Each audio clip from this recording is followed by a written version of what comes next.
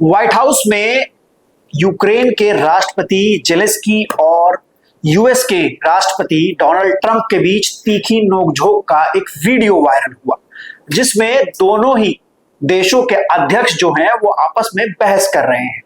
उससे पहले एक और वीडियो वायरल हुआ कि जब जेलेंस्की अपनी गाड़ी से उतरे और व्हाइट हाउस पहुंचे तो ट्रंप ने उनका स्वागत किया और उनकी ड्रेस पर कुछ कमेंट किया, क्योंकि उन्होंने जो कपड़े पहने थे जेलेंस्की ने, उस पर ट्रंप ने कुछ कमेंट किया।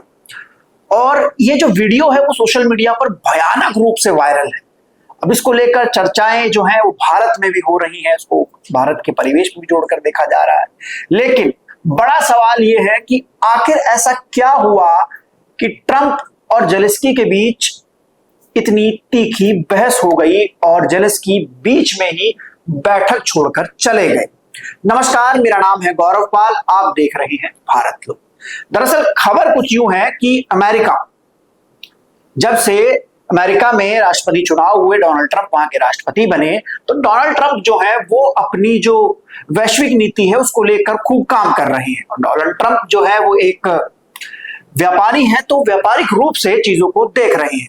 अब इस पूरी बहस नोकझोंक के बीच जो सबसे ज्यादा चर्चित है वो है रूस और यूक्रेन वॉर। जी हाँ, रूस और यूक्रेन का युद्ध लगभग 3 साल से चल रहा है और ये युद्ध का कोई अंत अभी नहीं दिखाई दे रहा। लेकिन अमेरिका ने इस युद्ध में पैसा कमाने का और अपना फायदा लेने का एक नायाब तरीका ढूंढा है। अमेरिका की नजर है यूक्रेन के खनिज भंडार पर, और उस खनिज भंडार पर जिसमें रेयर अर्थ मिनरल्स भी मौजूद है। यूक्रेन जो है वो भौगोलिक रूप से बहुत ज्यादा एक महत्वपूर्ण देश है। वहां पर कई प्रकार के खनिज मिलते हैं, कई प्रकार के रेयर अर्थ मिनरल्स मिलते हैं, जिनका इस्तेमाल ऑटोमोबाइल, हथियार बनाने में, एयरक्राफ्ट बनाने में, एआई में, तमाम जगहों पर उनका इस्तेमाल किया जाता है। और अमेरिका की नजर यूक्रेन के उसी खनिज भंडार पर है। अब हुआ यूं कि जेलेंस्की जो है वो अपने यूएस दौरे पर गए थे और इससे पहले ही इस खनिज सौदे की बातचीत चल रही थी। हाल ही में खबर यह भी आई थी कि जब यूनाइटेड नेशंस में शांति प्रस्ताव रखा गया रूस और यूक्रेन वॉर के खत्म करने को लेकर, जिसमें रूस ने उसकी खिलाफत की और अमेरिका ने उसकी खिलाफत की, यानी कि रूस और अमेरिका दोनों एक ही धड़े में आ गए। वो उस तरीके से युद्ध खत्म करने को तैयार नहीं थे। अब अमेरिका ने जेलेंस्की के सामने एक ऑफर रखा। ऑफर यह था कि आप लड़ाई लड़िए, हम आपको पहले की तरह मदद करते रहेंगे, क्योंकि बताया जा रहा है कि डोनाल्ड ट्रंप जो है वो बाइडेन की नीति पर नहीं चलना चाहते हैं। वो जेलेंस्की को उस तरीके से मदद नहीं देना चाहते हैं जिस तरीके से बाइडेन दे रहे थे। तो डोनाल्ड ट्रंप की नजर थी यूक्रेन के 500 अरब डॉलर के खनिज संपदा पर, और डील ये थी कि अमेरिका यूक्रेन को हथियार देगा, 300 अरब डॉलर के हथियार देगा, अपने सैनिक वहां पर भेजेगा, खदानों पर सैनिक तैनात करेगा और यूक्रेन की युद्ध में मदद करेगा, लेकिन बशर्त है कि यूक्रेन वो 500 अरब डॉलर का महत्वपूर्ण खजाना जो है वो अमेरिका को दे दे। अब इस बात को लेकर जेलेंस्की संतुष्ट नहीं थे। उन्होंने कहा कि मैं अपने देश में इसकी चर्चा करूंगा, उसके बाद बताऊंगा। इसके बाद रियाद में एक बैठक होती है रूस और यूक्रेन वॉर को लेकर, जिसमें यूरोपीय यूनियन के लोग मौजूद नहीं होते हैं, जेलेंस्की मौजूद नहीं होते हैं, अमेरिका और रूस के लोग आपस में मिलते हैं। ये बैठक बहुत महत्वपूर्ण थी कि रूस और अमेरिका के अधिकारी आपस में मिल रहे थे, लेकिन जेलेंस्की ने इस बैठक का खंडन ये कहकर कर दिया कि हमारे बिना आप हमारी बात कैसे कर सकते हैं, इस बैठक का कोई मतलब नहीं है।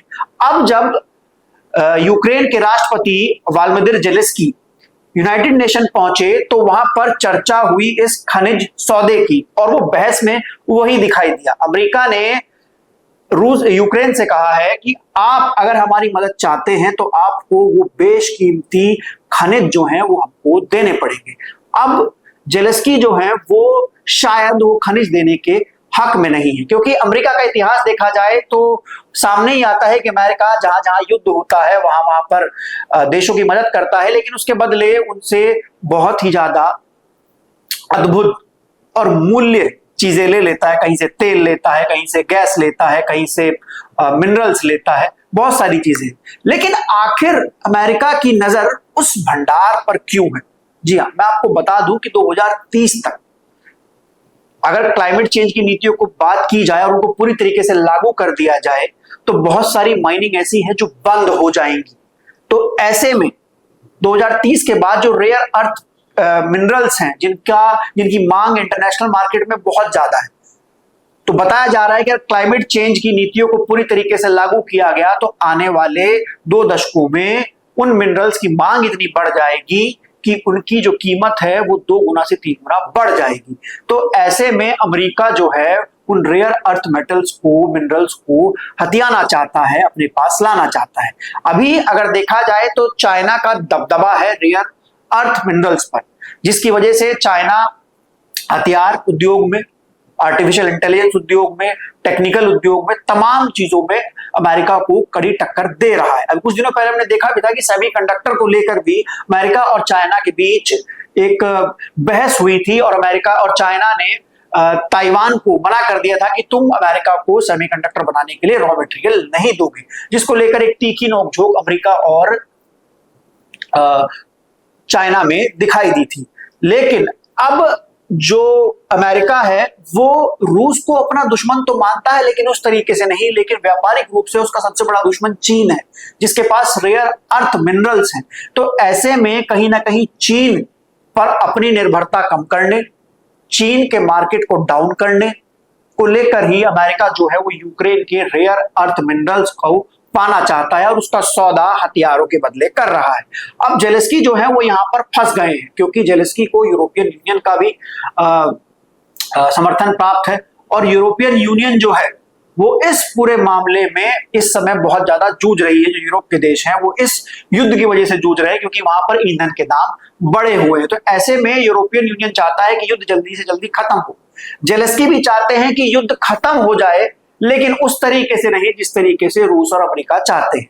रूस और अमेरिका चाहते हैं कि युद्ध चले और दोनों अपने हथियार जो हैं वो बेचते रहें, यानी कि रूस अपना तेल और नेचुरल गैस यूरोपीय देशों को महंगी कीमतों पर बेचता रहे विदाउट मार्केट कैप के, और अमेरिका जो है वो यूक्रेन को अपने हथियार बेचता रहे रेयर मिनरल्स के बदले। तो ये पूरी कहानी रेयर मिनरल की है, उस अद्भुत खजाने की है जो कि आने वाले 2 दशकों में इस दुनिया की पूरी स्थिति को, तस्वीर को बदल सकता है।